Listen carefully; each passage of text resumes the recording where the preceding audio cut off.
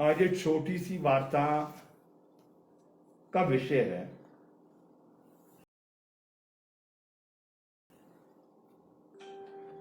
जो ये इस महीने की 23 तारीख से विधानसभा का जो सेशन शुरू होगा। मैं अपनी पार्टी की ओर से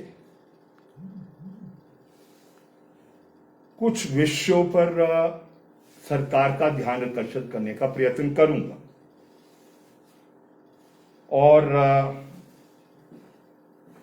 अभी तक की जो मैंने कार्रवाई की, जो मैंने प्रश्न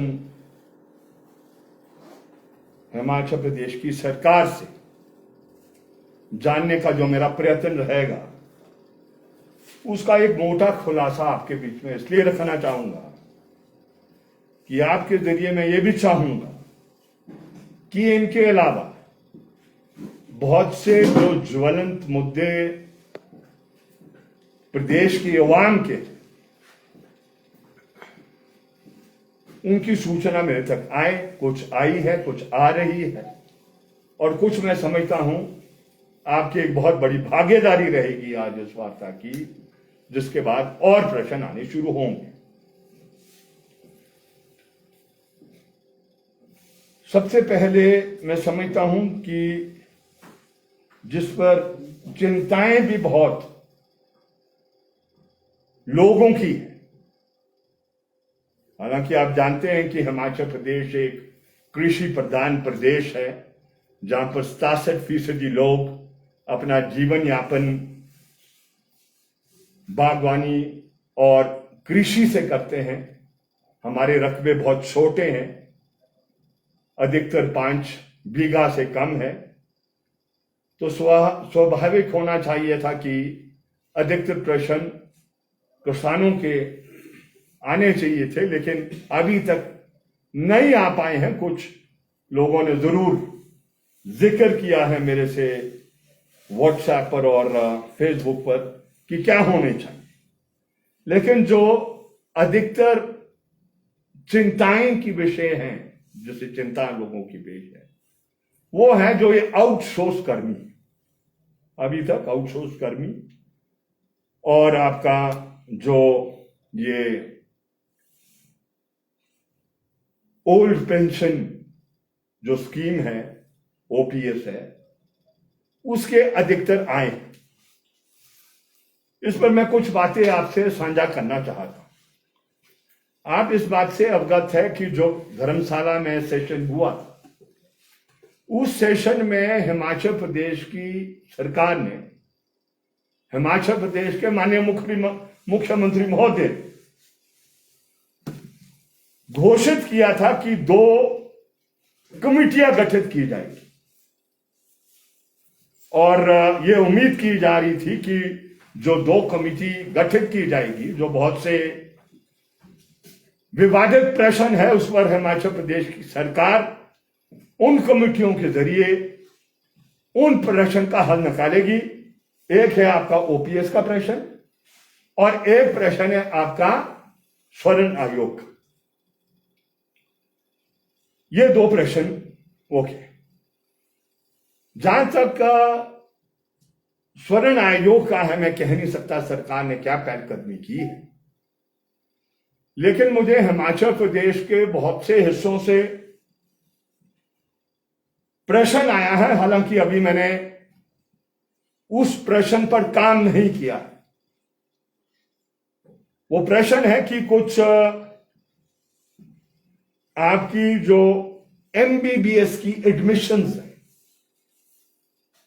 जो आपका ये जो 6 कॉलेज है हिमाचल प्रदेश में, मेडिकल कॉलेजेस, और ऑल इंडिया का टेस्ट होता है, हिमाचल प्रदेश का अपना कोटा होता है, ऑल इंडिया का भी कोटा होता है, लेकिन जो ये वाला कॉलेज है आपका नेहरू चौक का, इसमें शिकायत आई है कि जो मेरिट बनी है, उस मेरिट में जो जनरल कोटा होता है उसमें जो रिजर्व कैटेगरी के लोग जो शामिल हो गए, जो मेरिट में आए, वो रिजर्व कैटेगरी का उसे निकाल दिया गया। आप समझ रहे हैं, 25% रिजर्व कैटेगरी है आपकी SC ST की। आपकी इसी तरीके से अदर वीकर सेक्शंस का रिजर्वेशन है, OBC का रिजर्वेशन है, ये रिजर्व्ड है। This is over and above the general. ये ख्याल करें, ये देश मेरी और आपकी इच्छा से नहीं चलेगा, सरकार की इच्छा से नहीं चलेगा। हमारा देश अभी भी देश के संविधान के तहत चलेगा। किसी को अधिकार नहीं है इस संविधान से छेड़खानी करने का। और जिन जिन ने जब भी छेड़खानी की basic structure of the constitution के साथ, यहां सरकारें बर्खास्त हो गई। ख्याल करें आप, जो मंत्री महोदय वहां चले गए इंड के साथ अयोध्या में, those governments were dissolved by and this was upheld by the Supreme Court. इसलिए किसी का अधिकार नहीं है इस संविधान के साथ छेड़खानी करने का। लेकिन जो शिकायतें जगह जगह से आ रही है, वो यही शिकायत है कि इस संविधान, जो संवैधानिक रिजर्वेशंस है, उसके साथ हिमाचल प्रदेश की सरकार छेड़खानी कर रही है। मैं कह नहीं सकता, अभी कहूंगा नहीं, लेकिन आशंकाएं पैदा हो रही है कि स्वर्ण आयोग के लोगों को जो उसकी प्ली कर रहे थे, वो कह रहे थे एट्रोसिटीज एक्ट खत्म करो, समाप्त करो, ये रिजर्वेशन वगैरह नहीं होनी चाहिए। तो कहीं ऐसा तो नहीं है कि स्वर्ण आयोग पर कार्य करते हुए ये नया संवैधानिक रास्ता उनको अपीस करने का, अपीस हिंदी में क्या बोलेंगे, चलो आप समझ रहे, तुष्टि बोलते हैं, क्या बोलते हैं उसको, है ना, तुष्टिकरण करने का कहीं ये सिलसिला तो नहीं कहीं है। तो इस पर मैं अभी छानबीन कर रहा हूं और निश्चित रूप से इस प्रश्न को, क्योंकि ये संविधान के और उसकी धाराओं के साथ और उसकी मंशा के साथ छेड़खानी होगी, I will definitely raise this question in different forms. किस रूप में करना है वो अभी मैंने डिसाइड नहीं किया है, लेकिन कोशिश करूंगा क्वेश्चन भी बन जाए और तरीके से भी इसको रखेंगे। दूसरा है कि आपका ओल्ड पेंशन रूल्स के बारे में, इसके बारे में भी मैंने ये हिमाचल प्रदेश की सरकार से विधानसभा में हस्तक्षेप करने के लिए मैंने इसमें ये क्वेश्चन डाला और उसका नेचर क्या, आप समझे। मैं कह नहीं सकता हूं कि अल्टीमेटली हिमाचल प्रदेश की सरकार क्या करेगी क्या नहीं करेगी, उसके लिए कमेटी बैठाई उन्होंने। मैं सिर्फ हिमाचल प्रदेश की सरकार की मदद करना चाहता हूं। बेशक मैं विपक्ष में बैठता हूं, लेकिन मैं समझता हूं जब हिमाचल प्रदेश सरकार ने मंशा प्रकट की, क्यों मदद करना चाहती है। ओल्ड पेंशन, जो आप जानते हैं कि जो 1/4/2004 से पहले जो पेंशन हिमाचल प्रदेश में दी जाती थी, उसको रिस्टोर करने का जो सिलसिला, उसमें मैं क्या मदद करना चाहता हूं सरकार की। मैं ये मदद करना चाहता हूं हिमाचल प्रदेश की सरकार कि जब आपने कमेटी बैठा दी, please go into some basic question, बुनियादी प्रश्नों में जाओ।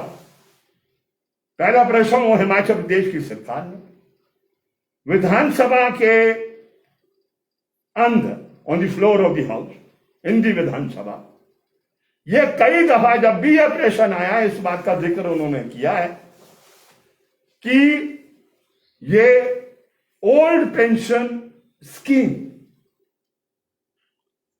आज पश्चिम बंगाल में एग्जिस्ट कर रही है और पश्चिम बंगाल में उस समय से एग्जिस्ट कर रही है जब पश्चिम बंगाल के अंदर लेफ्ट फ्रंट गवर्नमेंट थी, लेफ्ट पार्टीज की जो गवर्नमेंट थी। आप जानते हैं कि Jyoti Basu has been one of the longest serving chief ministers in the country. तो ये उस टाइम आ गया था 2004 और 3 में ये क्या कहते चीफ मिनिस्टर भी थे, है ना। मैंने आंकड़ा थोड़ा गलत दिया, हिमाचल प्रदेश में 3 हो गया था, ऑल इंडिया में 4 में हुआ था जो नई पेंशन आई। तो ये कंटिन्यू हुई वहां पर। Left hand government was replaced by Mamata's government, it is continuing there. The people of West Bengal, कोई भी सरकार पश्चिम बंगाल में क्यों नहीं आ जाए, वो अनुमति नहीं देंगे इस न्यू पेंशन स्कीम को लाने के लिए। अनफॉर्चुनेटली त्रिपुरा के अंदर वहां सरकार थी जिसका नेतृत्व मानिक सरकार जी करते थे। जब तक मानिक सरकार जी की सरकार रही, ओल्ड पेंशन स्कीम चलती रही। As soon as the CPI led government Tripura की रिप्लेस हुई बीजेपी से, यह पेंशन समाप्त हो। इसी तरीके से केरला के अंदर जब जब लेफ्ट विंग की गवर्नमेंट रही, यह आपकी ओल्ड पेंशन स्कीम चलती रही। As soon as the UDF came, यह रिमूव हुई। लेकिन उस यूडीएफ की सरकार के आने के बाद इसको रिस्टोर नहीं किया जा सका, क्योंकि इसमें कुछ औपचारिकताएं हैं। ये ख्याल रखें आप। इसलिए एक बहुत बड़ा मूवमेंट चाहिए, बहुत ही स्टेट गवर्नमेंट्स की इसमें भागीदारी चाहिए इसको रिस्टोर करने के लिए। इसलिए यह बहुत इंपॉर्टेंट क्वेश्चन है। इन बेसिक फैक्ट्स में सरकार को जाना है और जाते हुए फिर रास्ता निकालना है कि किस तरीके से जो बीजेपी अदर लेड गवर्नमेंट्स हैं उनकी मदद ले हमारी गवर्नमेंट, एक ग्रुप बनाए। If the BJP is honest, तो उन सरकारों के जरिए, मध्य प्रदेश में उनकी सरकार है, और जगह उनकी सरकार है, उत्तर प्रदेश में जो चुनाव की प्रक्रिया से ये गुजर रहे हैं, हरियाणा में ये चुनाव की उससे गुजर रहे हैं, तो उसके जरिए सो दैट वो जो कॉन्स्टिट्यूशनल रिक्वायरमेंट और storing the old pension scheme, वो क्या कहते हैं, संभव हो। एक बात यह मैं कहना चाहता हूं, सरकार की मंशा क्लियरता पता लगेगी जब वो इसमें पहलकदमी करेगी। लेपा पोती करनी है, ठगा ठोरी करनी तो अलग बात है। तो आपको पता है हमारा स्टैंड बहुत क्लियर है, क्योंकि मेरी पार्टी में न्यू लिबरल पॉलिसीज के अगेंस्ट है, नव उदारवाद विकास के अगेंस्ट है, प्राइवेटाइजेशन के अगेंस्ट है, ग्लोबलाइजेशन के अगेंस्ट है, सार्वजनिक क्षेत्र को तोड़कर निजी हाथ में उसको देने के अगेंस्ट है। और ये सारे सिलसिले इस देश के अंदर 1991 में शुरू हो गए थे। हमने और जनता के बहुत से जन संगठनों के जरिए प्रयत्न किया इनको रोकने के लिए। अनफॉर्चुनेटली हम रोक नहीं पाए, लेकिन उसका मतलब नहीं है कि यह लड़ाई समाप्त हो गई। इसका मतलब यह नहीं है कि यह लड़ाई चलेगी नहीं, यह लड़ाई चलेगी, संसदों के अंदर भी चलेगी, विधानसभा के अंदर भी चलेगी और उसके बाहर भी चलेगी। तो इतना इस विषय के बारे में मैं कहना चाह रहा था, और हम यही आशा उम्मीद करेंगे कि ऑनेस्टली हिमाचल प्रदेश की सरकार इस न्यू पेंशन स्कीम को समाप्त और ओल्ड पेंशन स्कीम को री इंस्टेट करने के लिए पहलकदमी करे। और अगर हमारी जरूरत है मदद करने के लिए कोई कमेटी में राय देने के लिए, और दूसरी बात है, कई दफा घमंड इतना हो जाता है कि छोटा मोटा नजर नहीं आते हैं। हमारी आवाज बेशक छोटी हो सकती है, बट तिखी है, साफ है, स्पष्ट है, कोई द्वंद्व नहीं है। तो वो सरकार की इच्छा है। मैं बहुत दिनों से कोशिश कर रहा हूं हिमाचल प्रदेश के चीफ सेक्रेटरी महोदय से मुझे मीटिंग मिल जाए, लेकिन अनफॉर्चुनेटली हिमाचल प्रदेश के चीफ सेक्रेटरी महोदय इतने बिजी आदमी हैं, बहुत से कार्य हैं, सरकार चलानी है और बहुत से समस्या भी हिमाचल प्रदेश में। अभी तक मुझे समय नहीं मिलेगा, जब मिलेगा तो मैं ये सिफारिश वहां पर निश्चित रूप से करूं। तीसरा है जो आउटसोर्स कर्मी, इसकी संख्या बढ़ रही है। हिमाचल प्रदेश की सरकार ने इसमें भी कमेटी गठित की है। माननीय महेंद्र सिंह जी के अध्यक्षता में ये कमेटी गठित की है और एक मीटिंग भी हो गई है, एक या दो, I am not very sure, लेकिन एक की जानकारी है। और मैंने ये भी सुना माननीय महेंद्र सिंह जी को कहते हुए कि कंपनी वाले नहीं आए मीटिंग, और मैं काफी परेशान हुआ। Mahendra Singh is a very experienced legislator of the Himachal Pradesh assembly. हम तो दूसरी दफा मौका मिला है हमें जाने का, वो तो मेरे ख्याल पता नहीं 7 दफा ही ऑलरेडी रिप्रेजेंटेड दी हिमाचल प्रदेश विधानसभा। और वो जब एक ऐसी बात कहेंगे कि कंपनी वाले नहीं आए, ये मिली भक्त है।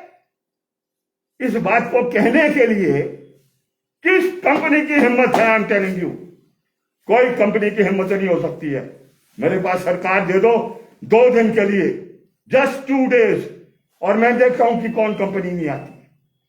ये जब मिली भक्त होती है तब इस तरीके की शब्दावली आती। इस मामले को लेकर मैं कुछ तथ्य आपके बीच में रखना चाहता हूं, and they are very serious matters. वो है रिलेटेड टू आउटसोर्स कर्मी जो आपके 102 और 108 के। आप जानते हैं कि ये समय समय पर ये परेशान होकर हड़ताल पर जाते हैं, और ये 2018 से ये हड़ताल पर जाते रहे और हाई कोर्ट हस्तक्षेप करता रहा और उनकी हड़ताल को थ्रू एफिडेविट विड्रॉ करता रहा। लेकिन मैं आज हिमाचल प्रदेश हाई कोर्ट को दाद देना चाहता। मेरे 3600 डिफरेंस हो सकते हैं। ऑर्गेनाइज्ड ट्रेड यूनियन मूवमेंट को लेकर हमारा बहुत जीवन का बड़ा हिस्सा ऑर्गेनाइज्ड ट्रेड यूनियन मूवमेंट में ये है। मुकदमे बने हैं, कई दफा जेल जानी पड़ी, झूठे मुकदमे मेरे बने, और कई दफा बड़ी बड़ी कंपनियां जेपी जैसी हत्या करने का प्रयत्न किया, लेकिन निकल गए हम, और आज मैं आपके बीच में। तो हाई कोर्ट ने जब इसको कॉग्निजेंस से लिया, इसकी संज्ञा ली, तो हाई कोर्ट ने पूरे तथ्यों को देखकर इस नतीजे पर आए कि यस, इनके साथ बेइंसाफी हो रही है और इनका वेतन जो है वो मिनिमम वेज एक्ट और लेबर कानून के तहत बनना चाहिए। शायद ये पता है लोगों को कि नहीं पता है। ये जो जीवी की कंपनी है, ये एक एम्बुलेंस के पीछे 65,000 रुपीज ये हिमाचल प्रदेश की सरकार और केंद्र सरकार से ये लेती है for every ambulance per month. 65,000 रुपया लिया जाता है, और ऑर्डर देते समय ये 2000 ऑर्डर दिया गया 8 जनवरी 2020 को। उसने कहा वी कैन नॉट डिसाइड कि क्या होगा मिनिमम वेज इनका, लेकिन होम टेक सैलरी जो ड्राइवर है और जो फार्मासिस्ट है 15,000 मिलना चाहिए। अभी तो कमेटी हिमाचल प्रदेश सरकार ने आउटसोर्स कर्मी के लिए बनाई है, क्या ऑलरेडी ये जो हाई कोर्ट ने सेवरल ऑर्डर्स दिए हैं, एक ऑर्डर नहीं, how many orders are there? एक 8 अगस्त को भी एक कोई ऑर्डर दिया है, उसकी कॉपी मुझे मिली नहीं है। एक 8 जनवरी 2020 का ऑर्डर है जिसमें ये उन्होंने 15,000 मिनिमम वो का है। 13 नवंबर 2020 का एक ऑर्डर है जो 102 के सिलसिले में है, उसमें भी उन्होंने रिट्रेट किया है कि 15,000 वो उनको होम टेक सैलरी मिलनी चाहिए, वेतन मिलना चाहिए। फिर 10 जनवरी 2020 को है ना क्लैरिफिकेशन और कॉरिजेंडम दिया है 15,000 को लेकर। फिर 30 जनवरी 2021 को मिनिमम वेज के क्वेश्चन को लेकर जो अप्रोप्रिएट कोर्ट है लेबर अथॉरिटी का, उसने निर्णय दिया है। और सरप्राइजिंगली ये हिमाचल प्रदेश की सरकार को पता है कि नहीं पता है, 1 मई 2015 से इसने कहा है कि मिनिमम वेज भी मिलेगा, जो मेरा ख्याल ये 15,000 के करीब करीब बनता है, उसके डॉक्यूमेंट मेरे हाथ में नहीं आए, और ओवर टाइम भी मिलेगा। कब से? 2015 से लाखों रुपया एक कर्मी को मिलना।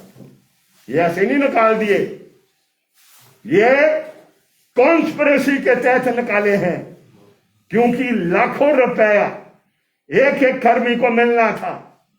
तो इसलिए उसे बचने के लिए वो इस तरीके का डिसीजन लिया गया। GVK के कंपनी की सेवाएं समाप्त, नई स्वर्ण फाउंडेशन को लाया गया है, और जो स्वर्ण फाउंडेशन ने अभी तक नियुक्ति पत्र नहीं दिया। मुझे बताएं फिर, जो महेंद्र सिंह जी कह रहे हैं,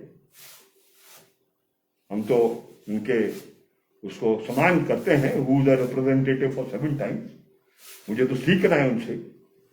लेकिन ऐसा बयान उनके मुंह से अच्छा नहीं लगता, that is Himachal Pradesh government is speaking, जिसका क्या मतलब है, आउटसोर्स कर्मी को भी उसी तरीके से ठगने के प्रयत्न किए जा रहे हैं जिस तरीके से और लोगों को वो ठगा जा रहा है, सिमिलर वे। लेकिन आवाज छोटी है, ताकत छोटी है, लेकिन इन प्रश्नों को विदिन दी विधानसभा के अंदर और बाहर जितनी भी ताकत से उठाई जा सकते उसको उठाएंगे। और अभी इनका आंदोलन चल रहा है, जो निकाले हुए कर्मी है, मैं स्वयं समय समय पर इसमें भागीदारी करूंगा और इस बात को सुनिश्चित करूंगा कि जो नई कंपनी आई है वो उनको रखे, और टर्म्स एंड कंडीशन क्या होंगे, which already the Honorable High Court has already come to an understanding, वो होंगे टर्म्स एंड कंडीशन। और वही terms and condition Himachal Pradesh की सरकार को मानना है, जिन्होंने वो कमिटी आउटसोर्स की एम्प्लॉयज की बैठाई है। अगर ईमानदारी हिमाचल प्रदेश की सरकार की है, देन ये गाइडलाइन होने चाहिए, ये गाइडलाइन होने चाहिए जो ये कोर्ट के ऑर्डर आए हैं, जिसमें उसने कहा है, then this must be the basis for deciding, ये बुनियाद बनना चाहिए किस बात के लिए कि आउटसोर्स कर्मी को क्या मिलेगा क्या नहीं मिलेगा।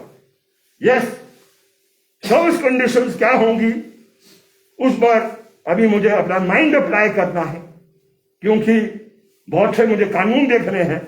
लेकिन एज फार एज कि उसको वेतन क्या मिलेगा, उस मामले में मैं क्लियर हूं, कोई डाउट नहीं हो सकता है कि यह गाइडलाइंस हैं। और कोर्टों ने इस देश के अंदर सुप्रीम कोर्ट से लेकर अन्य कोर्टों ने बार बार कह दिया है, एक किस्म के काम के लिए 2 किस्म के वेतन ही हो सकते हैं। ये संवैधानिक राइट है, और इसलिए यह है जो आउटसोर्स के कर्मियों के बारे में मैं कहना चाह रहा था। इसका भी मैंने प्रश्न डाला है, और मैं देखना चाहूंगा कि हिमाचल प्रदेश की सरकार क्या इसमें किस तरीके से जवाब देती है तो निश्चित रूप से कोशिश करेंगे हम आउटसोर्स के कर्मी की पीड़ा को कम करने के लिए हस्तक्षेप करें। लेकिन उनको भी हम कहना चाहते हैं, आपको अपनी यूनियन मजबूत करनी है।